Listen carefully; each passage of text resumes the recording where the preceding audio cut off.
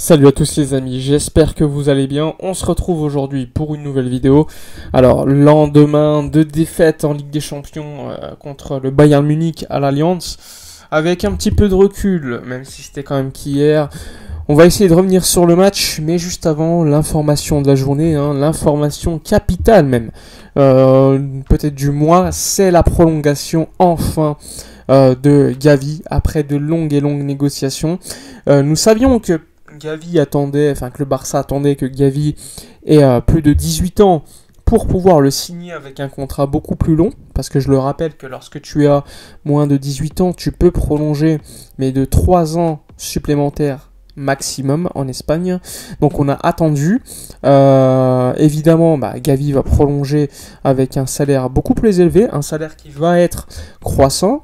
Donc on parle d'un salaire d'environ 4 millions d'euros net annuels qui va augmenter petit à petit. Évidemment, vu que le contrat est prolongé jusqu'en 2026, eh bien, on sera probablement dans une situation dans 1 an et demi ou 2 ans maximum où il faudra de nouveau prolonger le joueur. Et ça, c'est encore une fois un sujet qui sera à ce moment-là très important. Le plus important, c'est de constater également que nous avons prolongé Gavi, Pedri, Ansu Fati et plein de jeunes. Donc on commence à avoir cette colonne vertébrale de très jeunes joueurs. On rappelle quand même que Gavi vient à peine d'avoir 18 ans, mais que vu la performance qu'il a fait en première mi-temps par exemple hier, on dirait pas qu'il a 18 ans. Donc c'est quand même assez fou de voir cette maturité dans le jeu, même si hier je trouve qu'en seconde mi-temps il a été beaucoup moins intéressant. On a vu que physiquement c'était beaucoup plus dur. On a vu également que l'entrée de Goretzka a fait beaucoup de mal, que Gavi c'est pas le même joueur que Pedri. Pedri va tenir beaucoup plus le ballon dans une situation compliquée. Gavi ça va être le mec qui va faire le contre-pressing, qui va être très important également sur la dernière passe, mais c'est pas Pedri. Et ça peut être une connexion très intéressante à creuser pour le futur, d'avoir cette connexion et cette complémentarité entre les deux. Mais pour en revenir à la prolongation de Gavi, demain il y aura donc une cérémonie au Camp Nou, donc pour signer le contrat, pour une conférence de presse, etc. Je rappelle qu'on a mis du temps à le prolonger, même quand il avait 18 ans, depuis début août, parce qu'on attendait d'avoir le fair play financier supplémentaire, suffisant même, pour le prolonger. On a attendu par exemple la fin du mercato pour le prolonger, tout comme on a attendu pour homologuer le contrat de prolongation de Ronald Araujo, alors qu'il a prolongé il y a quelques mois déjà. Donc ça c'était important à préciser. Donc Gavi prolonge, il a toujours voulu rester, c'était pas un souci. Gavi, je vous en avais parlé la première fois lors d'une vidéo qui est sortie je crois en 2019-2020. À ce moment-là il était encore très très jeune, je crois qu'il était encore en juvénile B, mais on voyait déjà le talent du bonhomme, quoi. Je vous parlais de lui dans une vidéo sur les prochains talents de la Masia, et on ne s'est pas trompé. Gavi est un excellent jeune, et pourquoi pas Golden Boy cette saison, même si ça va être compliqué face à Eduardo Camavinga. Mais pourquoi pas pour la saison suivante, vu le début de saison qu'il a déjà commencé avec le FC Barcelone. Donc la nouvelle importante du matin, la prolongation de Gavi, cérémonie demain. Concernant le match d'hier, un peu plus de recul, mais c'est toujours aussi douloureux, on va pas se le cacher. Je pense que le Barça méritait beaucoup mieux au niveau de la production d'enjeu. Je pense même que c'est le meilleur match du FC Barcelone sous Xavi, alors que Xavi est arrivé depuis longtemps. Et on en a vu des bons matchs contre l'Atlético, etc. Mais là, l'adversité en face était très solide, on parle quand même du Bayern Munich. Le problème, c'est les deux surfaces. Le problème, tout d'abord, la première mi-temps, elle est excellentissime, à part la non-efficacité, et franchement, on en a beaucoup des occasions. On a Pedri qui frappe sur Neuer, on a Lewandowski, pour moi, qui doit en mettre une, celle où le ballon passe au-dessus. Tu as une tête de Lewandowski, elle, est un peu plus difficile, même s'il peut faire mieux. Tu as également le penalty sur Dembélé. Enfin bref, la première mi-temps, ça peut être une boucherie pour le Barça. On les explose dans le jeu, on leur fait beaucoup de mal au milieu de terrain. Défensivement, l'équipe travaille très bien. Donc j'ai pas envie d'être dramatique. Je sais qu'il y a beaucoup de gens hier qui étaient très dramatiques. Oui, même pas mal de supporters d'autres clubs, je ne comprends pas d'ailleurs, qui trollaient le Barça, alors que le Barça avait fait un excellent match.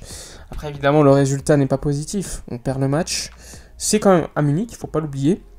2-0. Le problème c'est que sur la seconde mi-temps, t'as 10-15 minutes où on est déconnecté, et ça suffit pour en Ligue des Champions, ça suffit pour perdre. On n'est pas en Liga. En Liga, tu peux avoir 10-15 minutes de moins bien, pas en Ligue des Champions. Surtout à l'extérieur contre le Bayern.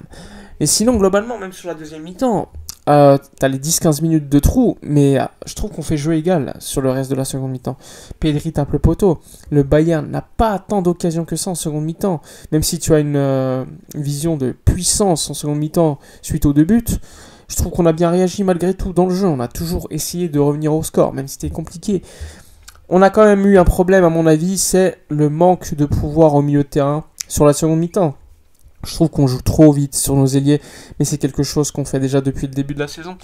Donc c'est également une force, ça peut être également une faiblesse quand tu joues une équipe comme contre le Bayern qui arrive à te contrôler au niveau des ailes.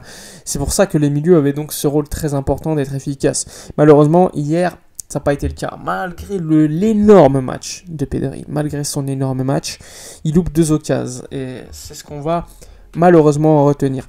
Mais globalement, je suis, on va dire, très satisfait du contenu. Le contenu, attention, je ne le corrèle pas au score. Je sais que le score est très décevant. D'ailleurs, Xavi en a parlé.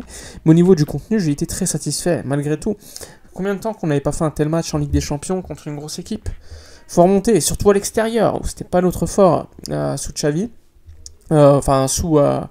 Depuis les 5-10 dernières années à l'extérieur, c'est très compliqué, même sous Pep. Et avec Xavi, on a été invaincu à l'extérieur en Liga depuis son arrivée. Là, on perd quand même contre le Bayern, mais franchement, on fait un très grand match. Donc les prochains défis, ça va être les matchs contre l'Inter, à l'extérieur puis à domicile, où là, il faudra prendre minimum 4 points pour espérer donc continuer la Ligue des Champions. Donc ne pas être dramatique. Si on joue comme on l'a fait hier contre l'Inter, j'ai aucun doute qu'on va gagner. Mais il faudra être efficace encore une fois sur les deux surfaces. Ça n'a pas été le cas en attaque, ça n'a pas été le cas en défense, où on se fait tuer sur 2 occasions où on est fautif. Ça vient pas forcément de l'adversaire. On est fautif sur les 2 occasions. Et on le paye en Ligue des Champions. Et je pense que c'est quelque chose qui va nous permettre également de rester humble. Xavi en avait parlé en conférence de presse d'avant-match. Qu'on gagne ou qu'on perde, il faut rester humble. Il y a du boulot, mais on est sur le bon chemin. Et je pense que c'est le message à retenir dans cette vidéo.